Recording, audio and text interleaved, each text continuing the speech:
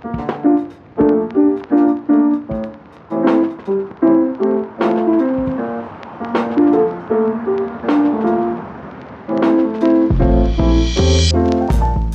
good morning to you all. This is my channel called Spencer Riley Alfonso, and today we are having breakfast with Topeka Clementine.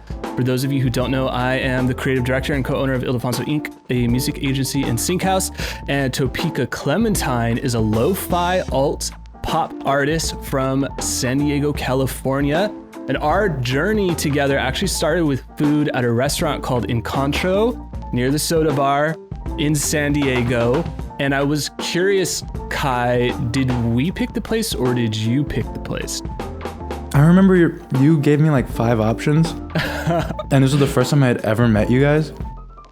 So I picked the cheapest one. Nice. I looked at the menus. A budget-friendly artist. Yeah, well, I was just like, I didn't know. I just wanted to make sure you guys knew that if I was given a discretionary budget, I would be discreet with it.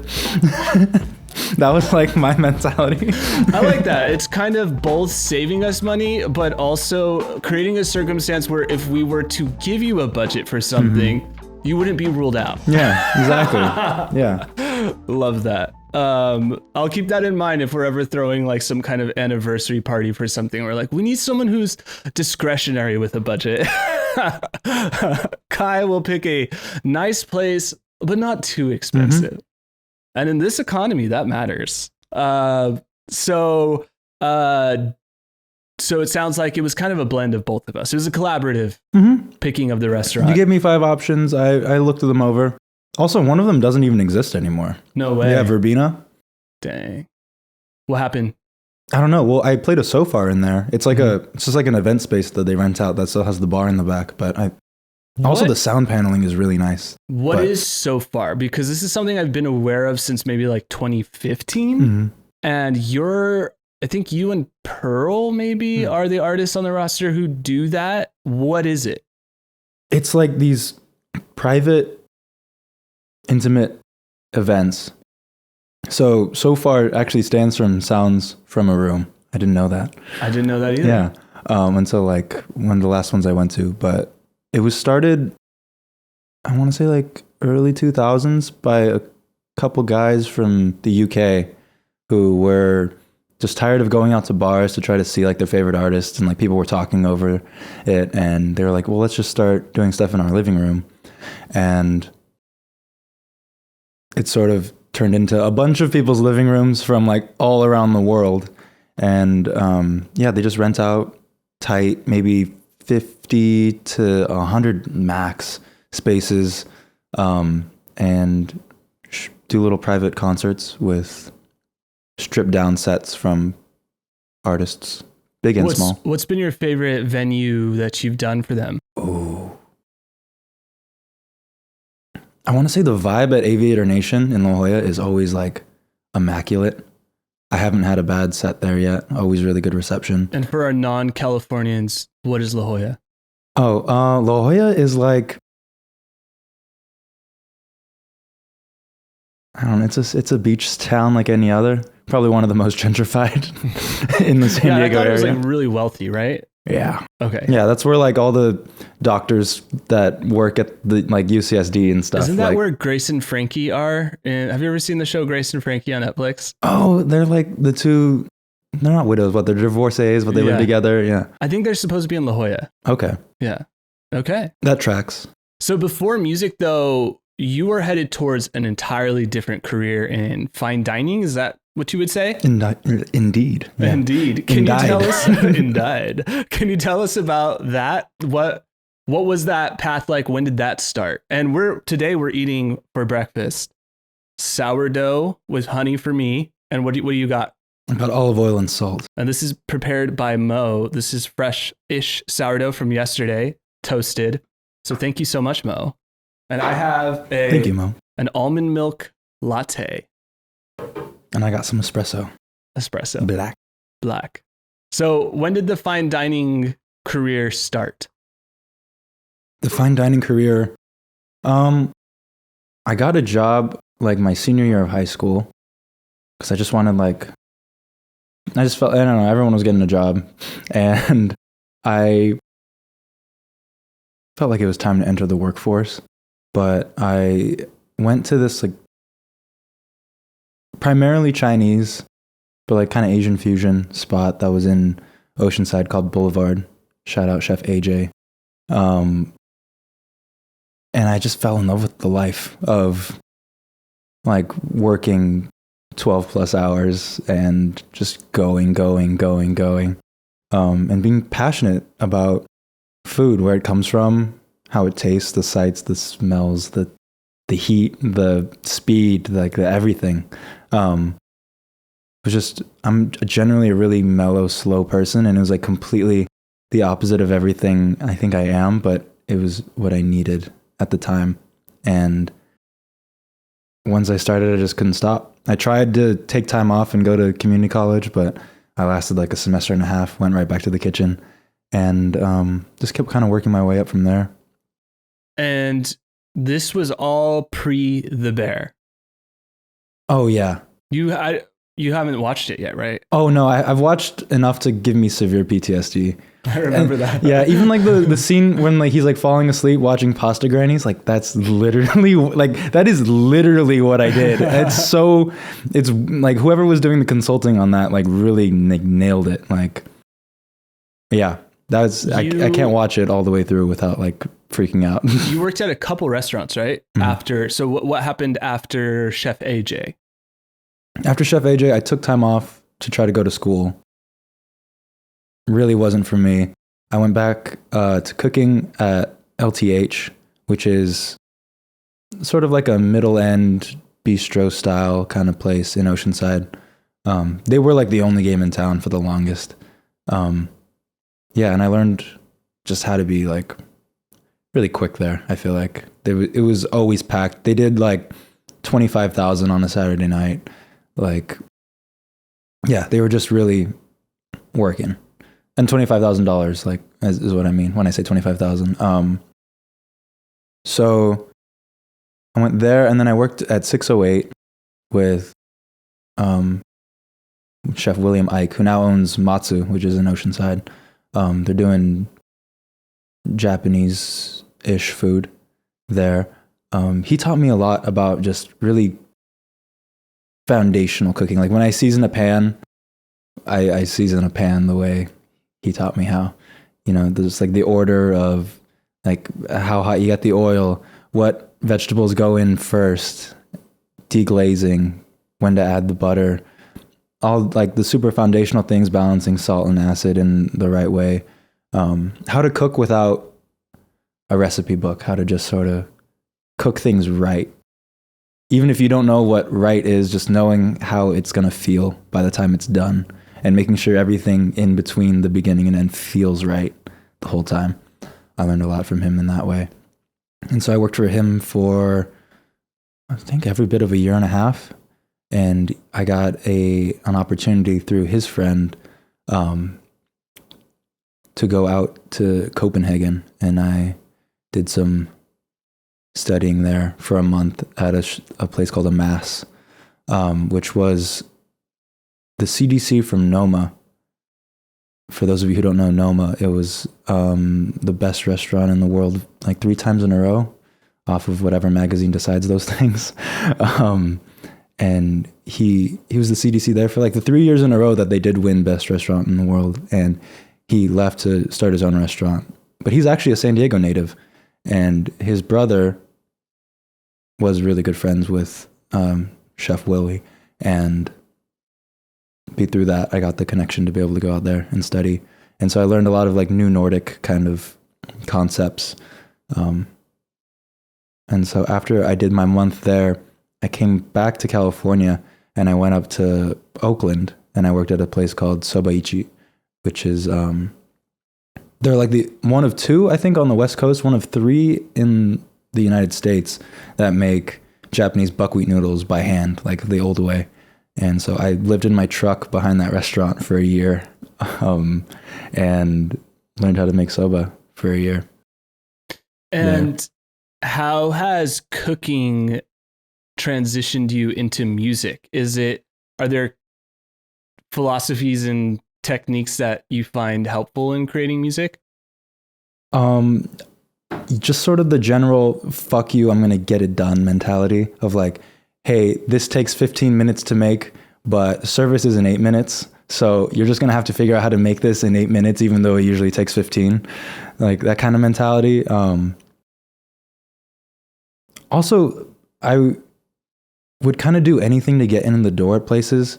I've like, even at Boulevard, I washed dishes for like 3 months for free before maybe we leave that out. I don't know how legal that is, but I mean, when I was out in Copenhagen, I didn't get paid a cent for anything I did. They let me sit down and have a dinner like on my last night there. But, I guess being open to being exploited for my labor has definitely helped me navigate the music industry a lot. What else? I mean, yeah, just the mentality of no matter what happens, it's gonna get done, and I'm gonna do it well. I guess. Kind of like a sense of urgency and a sense of craft, and having a real life environment interacting with the thing you created. Probably, it sounds like. It really got me addicted to instant gratification too. Like every night was a party. Like every night, I mean, someone would be coming into the restaurant to celebrate a very big event. So we held that same weight over every evening. And it's like, you put it up on the pass. It's either the best thing chef has ever tasted in his life, and you are an amazing person. And if that's the case, he says nothing. Or it's terrible, you're a piece of shit, go home now, you don't deserve to be here. It's one of the two on both extreme sides of the spectrum. And at the very least, it's instant gratification in the moment for whatever's happening. And I got really addicted, I think, to that. Well, there's a sense of right and wrong, which in art you don't often get, which is like, I struggle with this too. And I'm like talking to artists is my sense of, oh, that shouldn't be like that. Does that even matter? Because I'm talking to another artist who that's the correct way to do it for them. And so in food culture, having a chef just be like, nope, that's wrong. It's like, it's kind of comforting because for you don't have to worry about that aspect of it, because the audience of that restaurant is not coming to find out what Kai thinks is right or wrong. They're coming for the chef.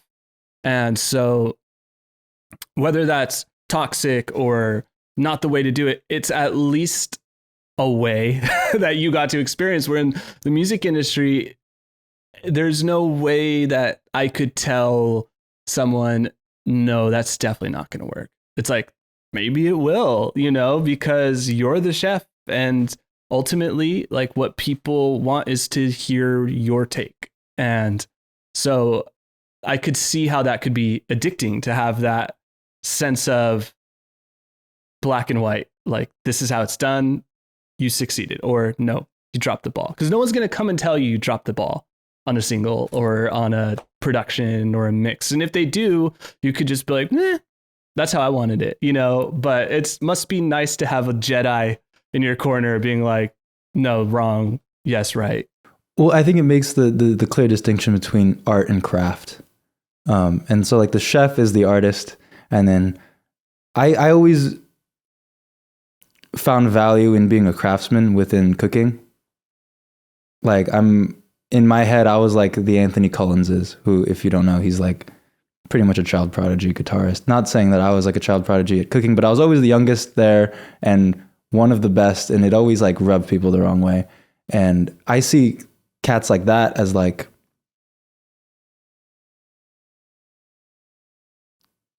what's the word? And they're the craftsmen, Maybe their songwriting isn't as formative yet, but the craft of playing the guitar, like, yeah, Anthony Collins, Justice, Guevara, those like cats like that, they're just like, they play so good. They play one note on a guitar and it's them. And that's a part of the craft of it and not the art so much, I think. And it's really weird shifting my mindset to be on the artist side. Like, I know I'm not one of these players that I don't like play. My craft isn't essentially all the way there yet, but artistically I can write a menu. Maybe I can't cook it as well. If I'm going to use an analogy to like bridge the two worlds, I think. Well, that's actually the perfect transition, because I want to talk about how I found you, which was through Instagram, and you popped up on my feed. And I remember the video very clearly because you were in a barn and you were playing kind of indie rock with like a Grateful Dead kind of feel. And I think that came from Anthony Collins. So there was like all these characters on camera I remember seeing, and I was thinking like, I don't know who this is that put this together, but I need to meet them. And so I knew, I was like, this is a bunch of kids. One of these kids is kind of running the show. I'm going to DM and that person's going to answer. And it was you. So that to me is the menu in a way. Is like, there was saxophone, there was someone in overalls with playing like country licks, and there were two kind of indie pop singers, and there was just a lot of ingredients in the stew that was Topeka Clementine. And so kind of talking as a creative director for Topeka, I want to hone in on something very specific that I think made you stand out. And we were talking about this before we started filming. It was the frog hat with the blue jumper and the pink Telecaster. So talking about art, right? Someone could go to Guitar Center and grab the most precise instrument, right? The most, and it might be like not what us creative directors, us artists like. We'd be like, yeah, maybe that does have the most low end or the most high end, but it doesn't strike that creative bone for the artist. And so when I saw your story of the barn with the Grateful Dead vibe and the pink Telecaster, I was thinking, okay, one of these kids grew up on anime. One of these kids grew up on Grateful Dead. One of these kids grew up on jazz and R&B. And that's the kind of thing that makes Topeka really interesting. Is it's kind of a reflection of your San Diego experience and your Oceanside experience. So what's the story behind the blue jumper? Because I don't think you've worn it on the feed since. I mean, I'm wearing a piece of that outfit right now. Those pants are from the jumper. Mm-hmm. It wasn't really a jumpsuit. I just tucked the green pants that matched that into.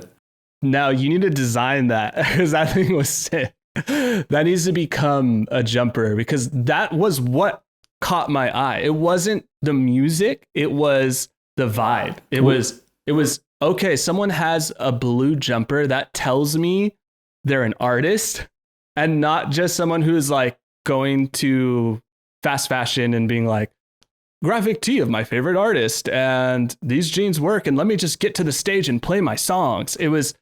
There's a presentation like a restaurant would present a menu. So what drew you to that color palette, to those specific items in that reel that then caught my eye? That outfit, I can't even take full credit for that. That was actually put together by my friend Kiana, who actually did the very first photo shoot that Topeka Clementine ever had. And it was like in a really transitional moment for her. She had, I think, just separated from her partner and moved out to one of the Dakotas, or was about to move to one of the Dakotas, and like had time for like one more creative project before she moved. And we were one of them. And I'm so grateful for that. And she's since come back and like always like finds little pieces that she thrifts and like brings to me. Like, I got these leather pants. I got these brown Wranglers that are like very iconic parts of my wardrobe now. And she's just always finding like really cool shit to put me in. And I'm super thankful.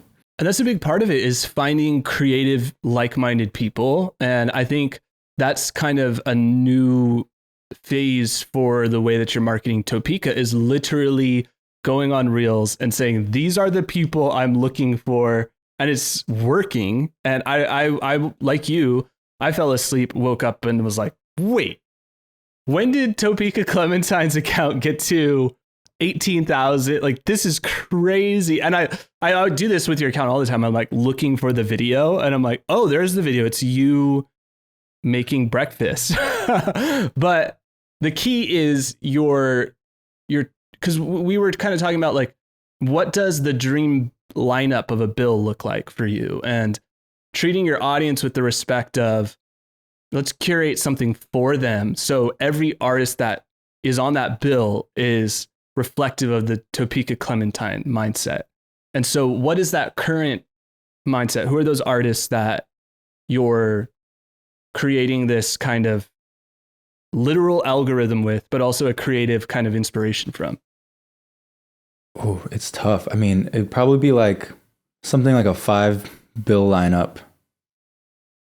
I would open, and then it'd be like Liana Flores,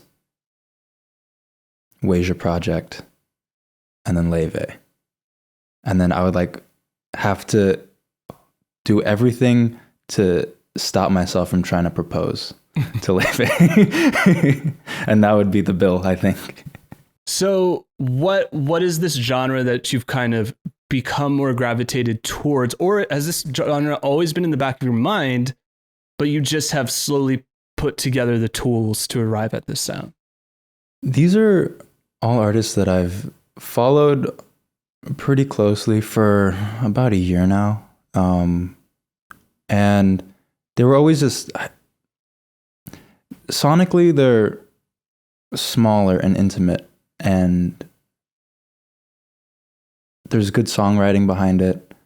Like lyrically, everything means something, and they kind of call to this farsickness. I feel like all of Gen Z is like very farsick in a way. We're nostalgic for this romanticized version of the past that probably never even really happened.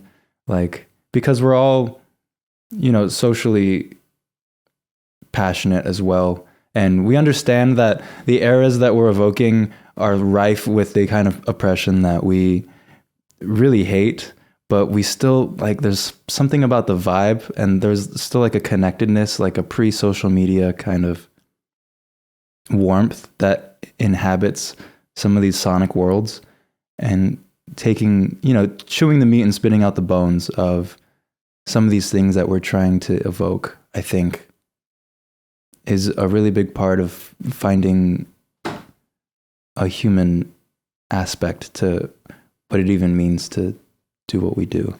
And these artists in particular, I feel like, do that really well for me. And having actually sat down on my piano and taken the time to learn theory and figure out what it is they're doing, and then being able to deconstruct it and rebuild it within my own context with some of the songs I write, has been, just a really great way to get back into the music, like the music with a capital M. Yeah. I remember seeing this really cheesy kind of bizarre video of this musician teaching other musicians how to make music, and I was very skeptical. And one thing he said struck me, and I was like, wow, that was actually incredibly insightful. He said, the music you listened to when you were younger is you. Like, that's you. You're going to chase trends your whole life. But until you figure out how to do the thing that's like, that resonated with you when you were 5, 10, 11 years old, you're always going to feel like a fraud. And so for me, that kind of helped me understand what authentic looks like. So did you grow up with folk and pop and kind of like these traditional genres, or is this a new thing? Like, where is that through line? Because I'm sure there is one. There has to be one for the artists that you're inspired by and all that. So it's like, what's your first memory of like hearing piano chords and being like, ooh, that was nice? I think piano was like sort of a secondary thing for me, actually. I watched School of Rock when I was however young I was. It's a great movie. I just rewatched it. And I wanted to be like a guitar god. Oh, wow. Right? Uh-huh. But I was like also maybe 4. Uh-huh. And my parents were like, your hands are too small to like really like play guitar well. Let's at least get you in some piano classes so that you can learn theory and things like that. And so I was in this group class for toddlers, to play piano when I was like 5. And that's sort of what set me off the piano path. Once it stuck, it kind of just stuck, and it was great. And my dad already plays guitar, so like it was just easier to jam with him on either piano or drums. So that's kind of how I fell into that. So it's kind of like piano was the home base. It's where you fit in the family unit, and your parents were kind of like, let's put those little hands on the piano. Yeah. I love that. Exactly. That's cool. Well, thank you for having breakfast with us. Thanks for making breakfast. You have a single called Breakfast for One that we talked about earlier in another episode of a different thing. So it worked perfectly that we got to have breakfast today and just talk about Topeka Clementine. So we will see you guys all next time. Thank you so much for tuning in. And yeah, that's all we have. Later.